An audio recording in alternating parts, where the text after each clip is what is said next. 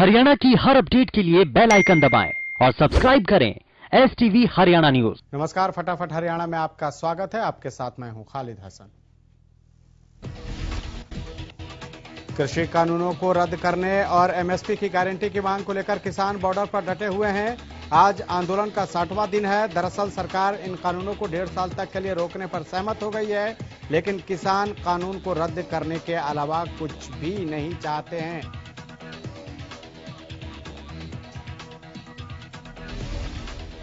Police और किसान संगठनों के बीच चल रही बैठक खत्म हो गई है। बैठक में ट्रैक्टर परेड को लेकर फाइनल रूट तैयार हो चुका है। बता दें कि दिल्ली पुलिस ने लिखित में निर्देश दिए हैं। साथ ही कहा गया है कि 26 जनवरी के परेड इंतजामों के बाद किसान ट्रैक्टर रैली को लेकर अलर्ट रहना होगा।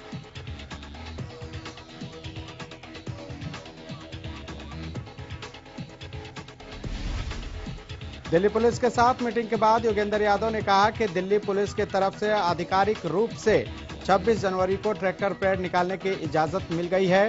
जितने भी साथी अपनी ट्रॉलियां लेकर बैठे हैं, मैं उनसे अपील करता हूं कि सिर्फ ट्रैक्टर दिल्ली के अंदर लेकर आएं, ट्रॉलियां न लेकर आएं।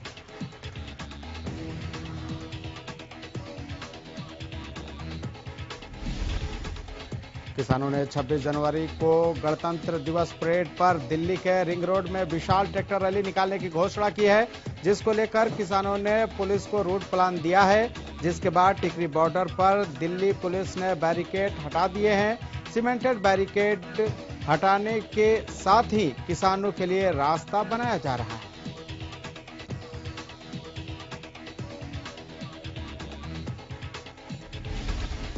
हरियाणा और पंजाब के वॉलंटियर की अगुवाई में किसान परेड होगी। वहीं वॉलंटियर को विशेष ड्रेस दी जाएगी। गौरतलब है कि टिकरी बॉर्डर, नागलोई, नजफगढ़, ढासा बॉर्डर, बादली और KMP से किसान परेड निकलेगी। इस दौरान किसान आंदोलन और गणतंत्र दिवस को लेकर सोनीपत में सुरक्षा के कड़े इंतजाम किए गए हैं। दरअसल सुरक्षा व्यवस्था के लिए 9 कंपनियां और 13 अर्धसैनिक बलों की कंपनियों को तैनात किया गया है।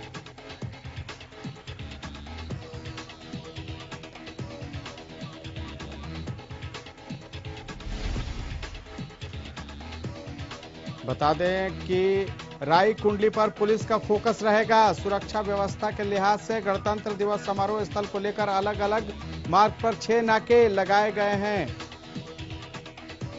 दिल्ली और यूपी की सीमाओं के साथ लगते नाकों पर सुरक्षा व्यवस्था बढ़ाई गई है।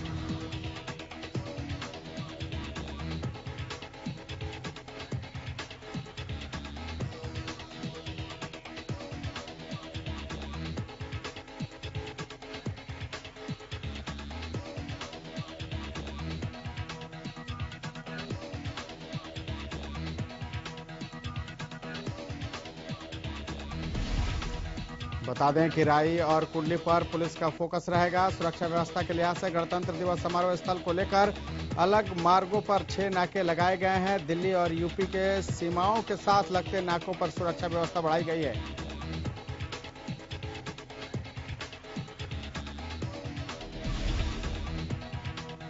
पुलिस चौकी के अतिरिक्त 13 नाके लगाए गए हैं और सभी आने जाने वाले वाहनों पर निगरानी रखी जाएगी। इसके अलावा सोनीपत में 29 PCR और 73 राइडर गश्त करेंगे।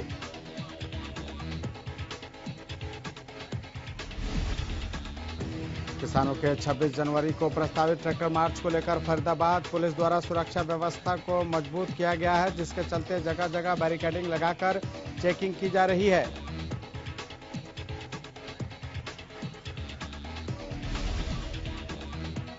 वहीं किसी भी अप्रिय स्थिति से निपटने के लिए फरीदाबाद पुलिस पूरी तरह से मुस्तैद नजर आ रही है।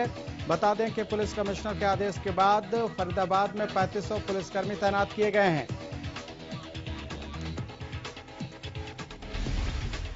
गुहाना से 26 जनवरी के ट्रैक्टर परेड के लिए हजारों की संख्या में ट्रैक्टर सिंगू बॉर्डर के लिए रवाना हुए। बता दें कि हरियाणा से 1 लाख से ज्यादा ट्रैक्टर परेड में शामिल होंगे और इस परेड की अगुवाई महिलाएं करेंगी। वहीं भारतीय किसान यूनियन के प्रदेश उपाध्यक्ष सत्यवान नरवाल ने कहा कि गुहाना से 20,000 से भी ज्यादा ट्रैक्टर 26 जनवरी को होने वाली किसान ट्रैक्टर परेड में जाएंगे। किसानों ने मांग की है कि सरकार तीनों कृषि कानून वापस करे। किसानों के ट्रैक्टर यात्रा को लेकर सोनीपत के एसपी ने कहा कि 26 जनवरी को किसानों के ट्रैक्टर यात्रा को लेकर पुलिस ने पुख्ता इंतजाम किए हुए हैं।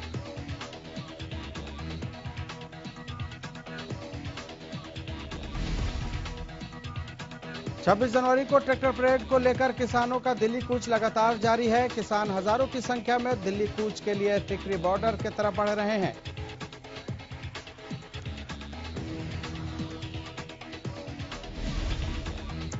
ट्रैक्टर ट्रॉलियों की भारी भीड़ रोहट टोल पार कर निकल चुके हैं। ये सभी किसान 26 जनवरी को होने वाली ट्रैक्टर परेड में शामिल होंगे।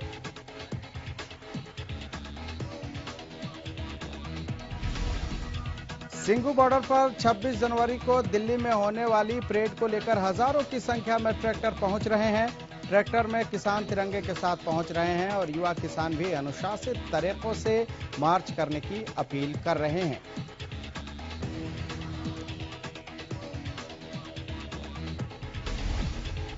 पलवल के कोटाहा चौक पर चल रहा किसानों का धरना 53वें दिन भी जारी है। साथ ही प्रतिदिन चल रही किसानों की 24 घंटे की क्रमिक भूख हड़ताल को भी 1 महीना पूरा हो गया है। इसी बीच किसान नेताओं का कहना है कि किसान आंदोलन अब जन आंदोलन का रूप ले चुका है।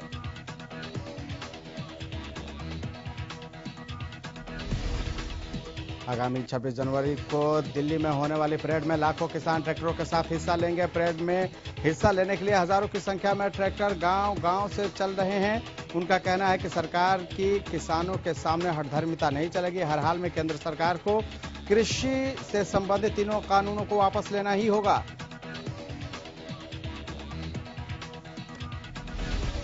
छब्बीस जनवरी को दिल्ली में किसानों के ट्रैक्टर परेड को लेकर फतेहाबाद से लगातार ट्रैक्टरों का रवाना होने का सिलसिला जारी है। 2 दिन पहले 22 और 23 जनवरी को लगभग 3000 से ज्यादा ट्रैक्टर दिल्ली कूच कर चुके हैं। रविवार को रतिया और फतेहाबाद ब्लॉक के कई गांव से किसान अपने अपने ट्रैक्टर लेकर दिल्ली के लिए रवाना हुए। फतेहाबाद में दिल्ली कूच करने वाले ट्रैक्टर जत्था में कई किसान अपने परिवार के साथ भी गए हैं। दिल्ली कूच कर रही एक बच्ची ने बताया कि वो अपने माता पिता और परिवार के सदस्यों के साथ दिल्ली जा रही है और ट्रैक्टर परेड में पूरा परिवार शामिल होगा।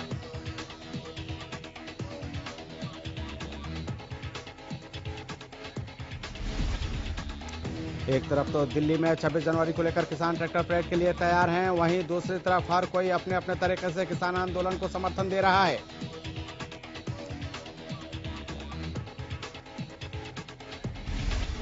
ऐसा ही नजारा सिरसा के एक निजी पैलेस में गांव नेजा डेला कला से देखने को मिला, जहां बारातियों की गाड़ियों पर किसान समर्थित झंडे लगे हुए थे। वहीं दूल्हे समेत सभी बारातियों ने अपने अपने कपड़ों पर किसान सभा के बैज लगा रखे थे।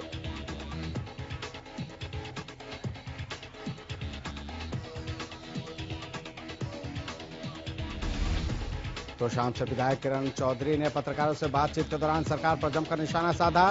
किरण चौधरी ने महंगाई के मुद्दे पर सरकार को घेरते हुए कहा कि महंगाई बेतहाशा बढ़ती जा रही है, लेकिन सरकार मुखदर्शक बनी हुई है। उन्होंने कहा कि बीजेपी महंगाई पर काबू करने का वादा करके सत्ता में आई थी।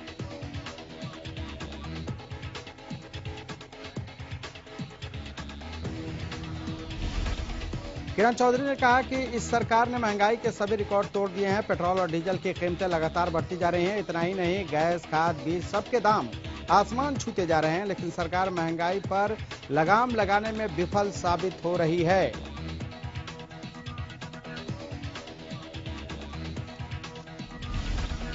पलवल के नेताजी सुभाष चंद्र बोस स्टेडियम में जिला स्तरीय गणतंत्र दिवस समारोह को लेकर फाइनल रिहर्सल की गई। इस अवसर पर अतिरिक्त उपायुक्त सतेंद्र दुहन और पुलिस अधीक्षक दीपक गहलावत ने परेड का निरीक्षण किया।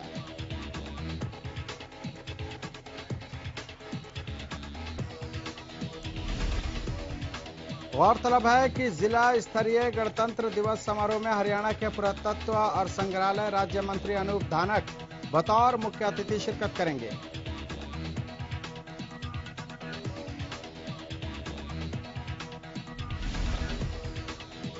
भिवानी के भीमखेल परिसर में गणतंत्र दिवस समारोह के लिए अंतिम रिहर्सल की गई। इस रिहर्सल में उपायुक्त जयबीर सिंह आर्य मुख्य अतिथि के तौर में पहुंचे और राष्ट्रगान की धुन के साथ ध्वजारोहण किया। उपायुक्त ने पुलिस अधीक्षक अजीत सिंह के साथ परेड का निरीक्षण किया।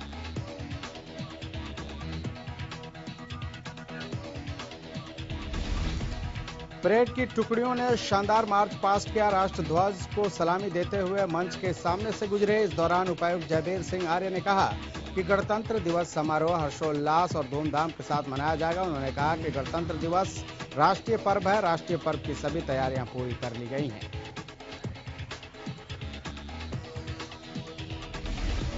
गणतंत्र दिवस के मौके पर अंबाला में सुरक्षा के कड़े बंदोबस्त किए गए हैं। हमेशा से ही सेंसिटिव माने जाने वाले अंबाला छावनी रेलवे स्टेशन पर सुरक्षा चाक चौबंद की गई है।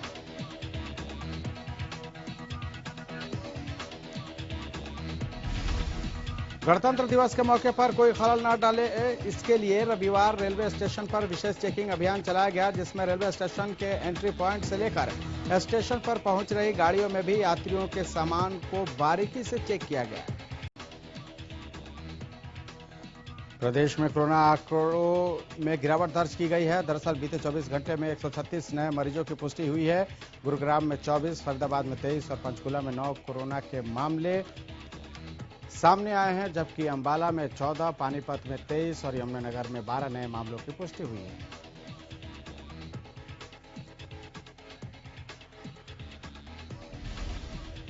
तो देश में 24 घंटे में कोरोना से 4 लोगों की मौत हुई है। वहीं अब तक 3000 से ज्यादा मरीजों की मौत हो चुकी है। बता दें कि प्रदेश में कुल 2,67,075 मामले हैं, जबकि एक दिन में 158 मरीजों ने कोरोना को मात दी है और कुल 2,62,000 से ज्यादा मरीज ठीक हुए हैं।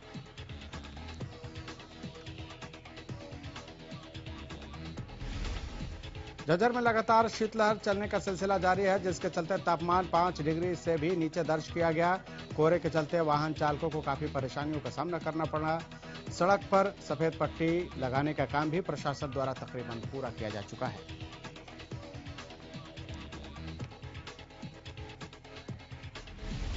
जिससे दोपहिया वाहन चालकों को काफी आसानी होती है, लेकिन जैसे ही कोहरा खत्म होता है शीतलहर शुरू हो जाती है, जिससे ठिठुरन पैदा हो जाती है। सीएमओ संजय दहिया ने बताया कि ठंड की वजह से बच्चे और बुजुर्गों को अपनी सेहत का खास तौर पर ध्यान रखना चाहिए, क्योंकि शीतलहर दोनों के लिए हानिकारक है।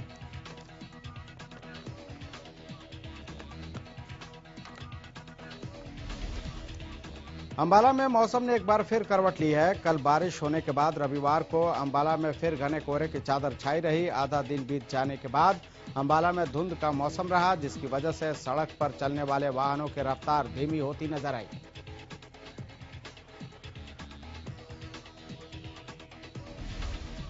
वहीं धुंध की वजह से विजिबिलिटी कम होने के कारण कुछ लोगों ने अपने वाहनों को गलत रास्ते में मोड़ लिया। धुंध में सफर तय कर रहे लोगों ने बताया कि ठंड और धुंध बहुत होने की वजह से उन्हें वाहन चलाने में परेशानी हो रही है।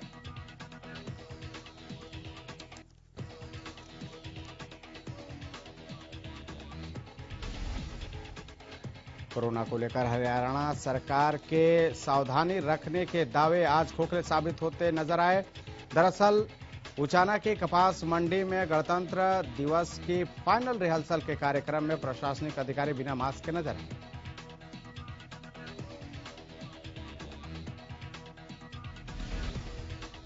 सिरसा में एक बार फिर रविवार को राहगीरी कार्यक्रम का आयोजन किया गया। सड़क सुरक्षा थीम पर इस राहगीरी को करवाया गया, जिसमें स्कूली बच्चों सहित शहर के गणमान्य लोगों ने बढ़ चढ़कर हिस्सा लिया। राहगीरी में न केवल मनोरंजन किया गया,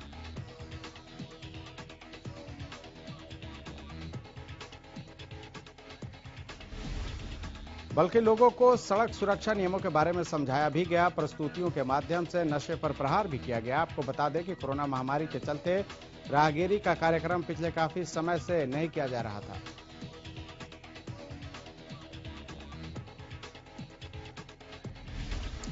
हरियाणा के कैबिनेट मंत्री मूलचंद शर्मा ने अपने मित्र और पूर्व पंचायत समिति के चेयरमैन योगेंद्र यादव के बेटे आनंद यादव के आर्मी में कैप्टन बनने पर बधाई दी है। आनंद यादव मलेरना गांव के रहने वाले हैं। कैप्टन आनंद यादव की धर्मपत्नी दीक्षा यादव भी आर्मी में कैप्टन है।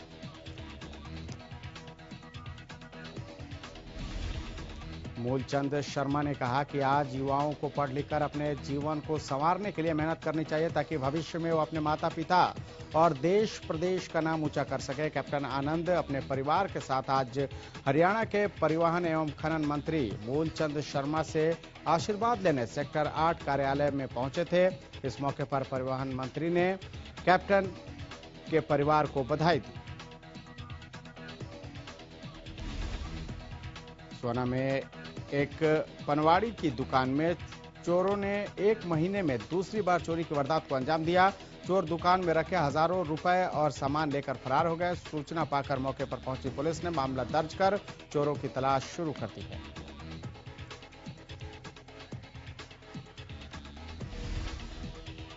सोनीपत पुलिस ने मादक पदार्थ तस्करों की धरपकड़ के तहत भारी मात्रा में हेरोइन सहित 4 आरोपियों को गिरफ्तार किया है। गिरफ्तार आरोपी दिल्ली के बवाना, सोनीपत के सेवली, भगतपुरा और सोनीपत के ब्रह्म कॉलोनी के रहने वाले हैं।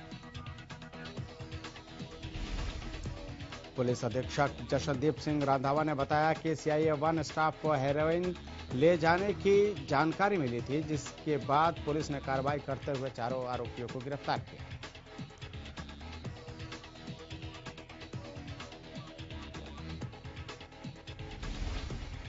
इन दिनों सोशल मीडिया पर मारपीट की 2 वीडियो जमकर वायरल हो रही है। पहली वीडियो में कुछ युवक लाठी डंडों से एक युवक की पिटाई कर रहे हैं, जबकि दूसरी वीडियो में एक युवक युवती की बीच सड़क पर बेरहमी से पिटाई कर रहा है। ये दोनों ही वीडियो धारूहेड़ा की बताई जा रही है। वहीं दोनों मामलों में पुलिस का कहना है कि उनके पास कोई शिकायत नहीं आई है।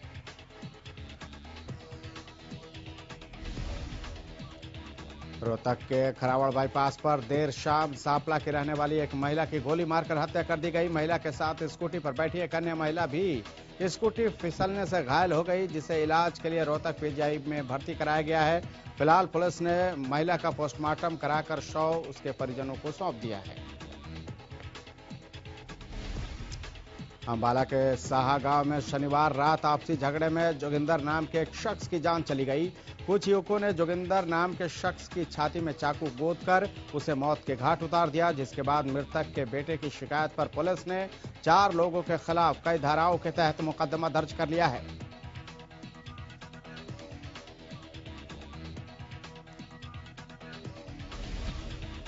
परिजनों ने मृतक महिला के दामाद पर हत्या का शक जताया है। वहीं SHO कुलदीप सिंह का कहना है कि परिजनों के बयान के आधार पर मामला दर्ज कर लिया गया है।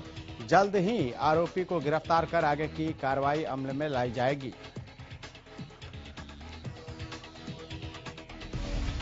सोना के रेवाड़ी ताड़ू सड़क मार्ग पर कोहरे के चलते डंपर और कैंटर के आपस में भिड़ंत हो गई, जिसके बाद वहीं 2 और गाड़ियां आपस में टकरा गए, जिससे कई घंटों तक जाम लगा रहा।